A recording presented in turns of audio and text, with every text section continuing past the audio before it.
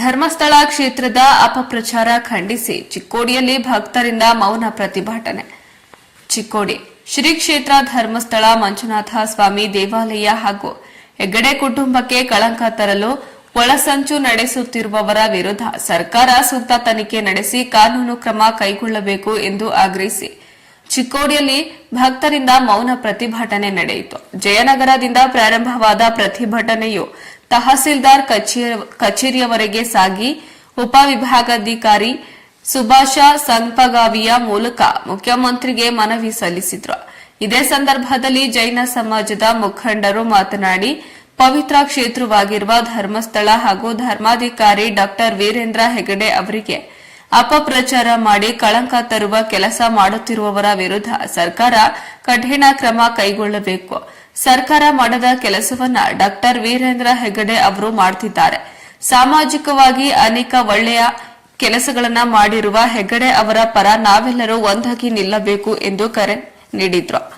ಇನ್ನು ಈ ಸಂದರ್ಭದಲ್ಲಿ ಧನ್ಯಕುಮಾರ ಗುಂಡೆ, ಶ್ರೀಪಾದ ಮುನ್ನೋಳಿ, ಎಂಕೆ ಪೂಜಾರಿ, ಡಾ ಎನ್ಎ ಮಗದುಮ್ಮ, ನಾನಾ ಸಾಹೇಬ ಪಾಟೀಲ, ಚೌಗಲ ವಕೀಲರು, ದಿವಾಕರ ಬಡಿಗೇರ, ಪಿಜಿ ಕುನ್ನೂರ, ತುಕಾರಾಮ ಪಾಟೀಲ, ವಿಶ್ವನಾಥ ಪುರಾಣಿಕ ಮಠ, ಸತೀಶ ಉಪಾಧ್ಯ, ಅಜಯ ಸೂರ್ಯವಂಶಿ, ನಿಂಗಪ್ಪ ಬಡಿಗೆರೆ, ಗುರುನಾಥ ಕಡಲಿ, ಬಾಹುಬಲಿ, ನಾಗರ್ನೂರ, ರಮೇಶ ಪಾಟೀಲ, ಶೀತಲ ಬಾಗೆ, ಜೀವನ ತೋರಬಲ್ಲೆ, ಅಪ್ಪ ಸಾಹೇಬ ಪಾಟೀಲ, ಬಾಳಸಾಹೇಬ ಶಿಂದೆ ಸೇರಿದಂತೆ ಇತರರು ಉಪಸ್ಥಿತರಿದ್ದರು. ಇವರ ಅಭಿಮಾನಿಗಳ ವತಿಯಿಂದ ಚಿಕ್ಕೋಡಿ ಜಿಲ್ಲಾ ಶೈಕ್ಷಣಿಕ ವತಿಯಿಂದ ಇವತ್ತು ಅವ್ರ ಮೇಲೆ ಅನ್ಯಾಯವಿದೆ. ಆ ಹೋರಾಟಕ್ಕೋಸ್ಕರ ನಾವು ಮೂಕ್ ಮೋರ್ಚಾ ವತಿಯಿಂದ ಇಲ್ಲಿ ಬಂದಿರ್ತೀವಿ ಯಶ್ ಸಾಹೇಬ್ರ ಆಫೀಸ್ಗೆ. ಇವತ್ತು ನಮ್ಮೆಲ್ಲ ಇಡೀ ಕರ್ನಾಟಕ ಜಗತ್ತಿನಲ್ಲಿ ಒಂದು ಅನ್ಯಾಯ ವಿರುದ್ಧ ಐಷಾವಧಿ ಧರ್ಮ ಸಮಾಜ ಯಾವುದಿರೋದು ಜೈನ್ ಧರ್ಮ ಸಮಾಜ. ಆ ಜೈನ್ ಧರ್ಮ ಸಮಾಜದ ಒಬ್ಬರು ಮುಂದಾಳದ ವಹಿಸಂತ ದಾನಶೂರ ವ್ಯಕ್ತಿ ಯಾರಿದ್ರೆ ಅವರು ವೀರೇಂದ್ರ ಹೆಗಡೆ ಸರ್. ಅವ್ರ ಮ್ಯಾಗ ಕೆಲವೊಂದು ಕಿಡಿಗಳು ಅನ್ಯಾಯ ಮಾಡಿರ್ತಾರೆ, ಅವ್ರ ಮೇಲೆ ಕೆಲವೊಂದು ಸುಳ್ಳು ಆರೋಪ ಮಾಡಿರ್ತಾರೆ. ಆ ಆರೋಪ ಸುಳ್ಳು ಇದ್ರೂ ಅವರು ಸರ್ಕಾರ ಅವ್ರ ಮೇಲೆ ಆಕ್ಷನ್ ತಗೋತಾ ಇಲ್ಲ. ಅದಕ್ಕೋಸ್ಕರ ನಾವು ಸಮಸ್ತ ಚಿಕ್ಕೋಡಿ ಜಿಲ್ಲೆ ರೈತ ಸಂಘ, ಜೈ ಕಿಸಾನ್ ರೈತ ಸಂಘ, ಶ್ರೀಮಾನ್ ವೀರೇಂದ್ರ ಹೆಗಡೆ ಸರ್ ಇವ್ರ ಜೊತೆಗಿದ್ದೇವೆ ಮತ್ತು ಅವರ ಅಭಿಮಾನಿಗಳ ಜೊತೆಗೆ ನಾವು ಇದ್ದೇವೆ. ನಾನು ಈ ವಿಷಯದಲ್ಲಿ ಒಂದು ಸರ್ಕಾರಕ್ಕೆ ಹೇಳಲಿಕ್ಕೆ ಬಯಸುತ್ತೇನೆ. ನಮ್ಮ ವೀರೇಂದ್ರ ಸರ್ ಹೆಗಡೆಯವರು ಇವರು ಅನ್ನದಾತರು, ದಾನಶೂರ ವ್ಯಕ್ತಿಗಳು. ಅವರು ಪ್ರತ್ಯೇಕ ಊರಾಗ ಹಳ್ಳಿಗಳಲ್ಲಿ ಕೆಲವೊಂದು ಸಮಾಜಗಿರಲಿ, ಗುಡಿಗಿರಲಿ ಅಥವಾ ಹಿಂದುಳಿದ ವರ್ಗಗಳಿಗೆ ದಾನಶೂರ ಉಪಯೋಗ ಲಕ್ಷಾಂತರ ಗಟ್ಟಲೆ ಅವರು ಎಲ್ಲರಿಗೂ ಧನ ಸಹಾಯ ಮಾಡಿರ್ತಾರೆ. ಅಂತ ಒಬ್ಬ ಪ್ರಾಮಾಣಿಕ ವ್ಯಕ್ತಿ ವಿರುದ್ಧ ಒಬ್ಬ ಕಿಡಿಗೇಡಿ ಅವರು ಸುಳ್ಳು ಆರೋಪ ಮಾಡಿರ್ತಾರೆ. ಆ ಆರೋಪ ಜರ ಸರ್ಕಾರ ಮಧ್ಯಸ್ಥಿಕೆ ವಹಿಸಿ ಆ ಆರೋಪ ಯಾರು ಮಾಡಿದಾರೆ ಅವ್ರನ್ನ ಮ್ಯಾಗ ಕಾನೂನು ಪ್ರಕಾರ ಕ್ರಮ ತಗೋಬೇಕು. ಒಂದು ವೇಳೆ ಜರ ಕ್ರಮ ತಗೊಳಿಲ್ರ ನಾವು ಚಿಕ್ಕೋಡಿ ಜಿಲ್ಲಾ ವೀರೇಂದ್ರ ಸರ್ ಅಭಿಮಾನಿಗಳ ವತಿಯಿಂದ ಹಾಗೂ ಜೈ ಕಿಸಾನ್ ಕರ್ನಾಟಕ ರಾಜ್ಯ ರೈತ ಸಂಘ ವತಿಯಿಂದ ನಮ್ಮ ನ್ಯಾಯವಾದಿಗಳಂತ ಗುಂಡೆ ಸರ್ ಹಾಗೂ ಮುನ್ನೋಳಿ ವಕೀಲರ ಇವರ ಮುಂದಾಳತ್ವದಲ್ಲಿ ಈಗ ಶಾಂತಿಯುತವಾಗಿ ನಾವು ಮನವಿ ಕೊಡ್ಲಿಕ್ಕೆ ಬಂದಿದ್ದೇವೆ.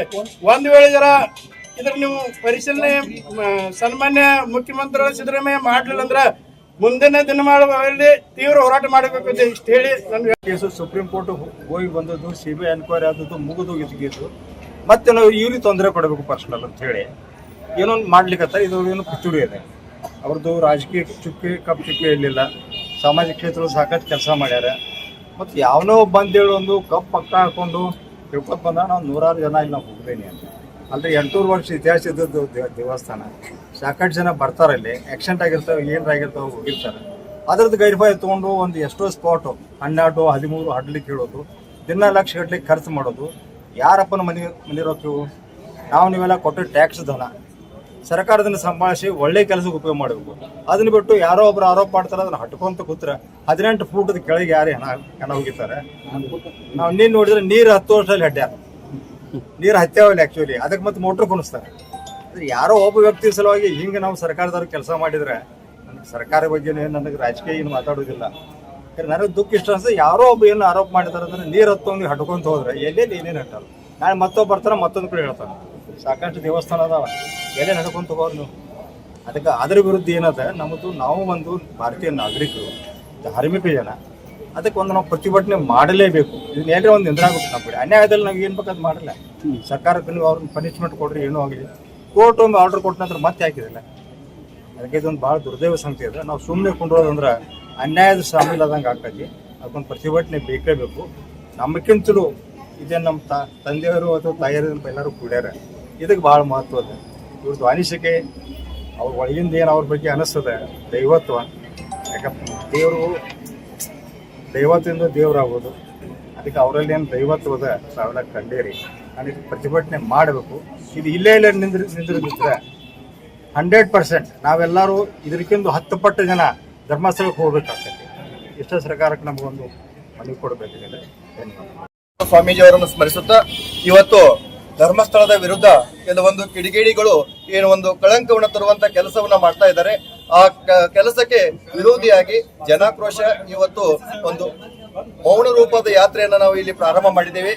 ಇದು ನೋಡಬೇಕಾಗಿತ್ತಂದ್ರ ಧರ್ಮಸ್ಥಳಕ್ಕೆ ಮಾತ್ರ ಸೀಮಿತವಾಗಿಲ್ಲ. ಇದು ಧರ್ಮದ ಯುದ್ಧ. ನಮ್ಮ ಭಾರತೀಯ ಸಂಸ್ಕೃತಿಯನ್ನ ಉಳಿಸಬೇಕಾದ್ರೆ ನಾವೆಲ್ಲರೂ ಎಚ್ಚೆತ್ತುಕೊಂಡು ಈ ಯುದ್ಧದಲ್ಲಿ ಸಹಭಾಗಿ ಆಗಬೇಕಾಗಿದೆ. ಯಾಕಂದ್ರೆ ಪೂಜ್ಯರಾದಂತಹ ವೀರೇಂದ್ರ ಹೆಗಡೆ ಅವರ ಕಾರ್ಯವನ್ನು ನೋಡಬೇಕಾಗಿತ್ತಂದ್ರೆ ಅವರು ಸಮಾಜದ ಯಾವುದೇ ಒಂದು ವರ್ಗ ಇರಲಿ, ಕಲೆ, ಸಾಹಿತ್ಯ, ಕ್ರೀಡೆ, ಶೈಕ್ಷಣಿಕ ಯಾವುದೇ ಒಂದು ವರ್ಗ ಇರಲಿ, ಆ ಎಲ್ಲದಕ್ಕೂ ಸಹಿತ ಒಂದು ಒಳ್ಳೆ ರೀತಿಯಾದ ಸಹಾಯವನ್ನ ಮಾಡಿದ್ದಾರೆ. ಅದಕ್ಕೆ ಈಗಾಗಲೇ ನೋಡಬೇಕಾಗಿತ್ತಂದ್ರೆ ಮಾನ್ಯ ಸರ್ವೋಚ್ಚ ನ್ಯಾಯಾಲಯ ಸಹಿತ ಅದಕ್ಕೆ ಒಂದು ನಿರ್ದೇಶವನ್ನು ನೀಡಿದೆ. ಅದೇ ರೀತಿಯಾಗಿ ನೋಡಬೇಕಾಗಿತ್ತಂದ್ರೆ ಇದಕ್ಕೆ SIT ಕಮಿಟಿಯನ್ನು ಸಹಿತ ನೇಮಿತ ಮಾಡಲಾಗಿದೆ. ಈ SIT ಕಮಿಟಿ ತಮ್ಮ ಕೆಲಸವನ್ನ ಮಾಡ್ತಾ ಇದೆ ಅತಿ ವ್ಯವಸ್ಥಿತವಾಗಿ. ಆದ್ರೆ ಯಾವುದೇ ಒಬ್ಬ ಮುಸುಕುದಾರಿ ವ್ಯಕ್ತಿ ಇಲ್ಲಿ ನಾವು ಹೆಣವನ್ನು ಹೊತ್ತಿದ್ದೇವೆ, ಅಲ್ಲಿ ಹೆಣವನ್ನು ಹೊತ್ತಿದ್ದೇವೆ ಅಂತೇಳಿ 10-15 ಕಡೆಗೆ ಅಗಿಲಿಕ್ಕೆ ಹೇಳ್ತಾ ಇದ್ದಾರೆ. ಇದು ತಪ್ಪದಾದಂತ ಕಲ್ಪನೆ. 10-15 ಕಡೆ ಆಗಿದ್ರು ಸಹಿತ ಅಲ್ಲಿ ಯಾವುದೇ ಅವಶೇಷಗಳು ದೊರೆತಿಲ್ಲ. ಅವ್ರು ಹೇಳಿದಂತ ಅವಶೇಷಗಳು ಅಲ್ಲಿ ದೊರೆತಿಲ್ಲ. ಅದಕ್ಕಾಗಿ ಇದು 100% ಸುಳ್ಳು.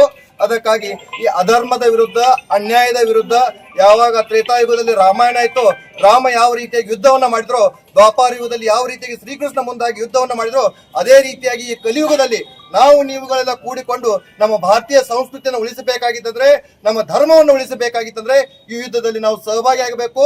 ನಾವೆಲ್ಲ ಈಗ ಮೊಟ್ಟ ಮೊದಲಾಗಿ ಮೌನಯುತವಾಗಿ ಯುದ್ಧವನ್ನ ಮಾಡ್ತಾ ಇದ್ದೇವೆ.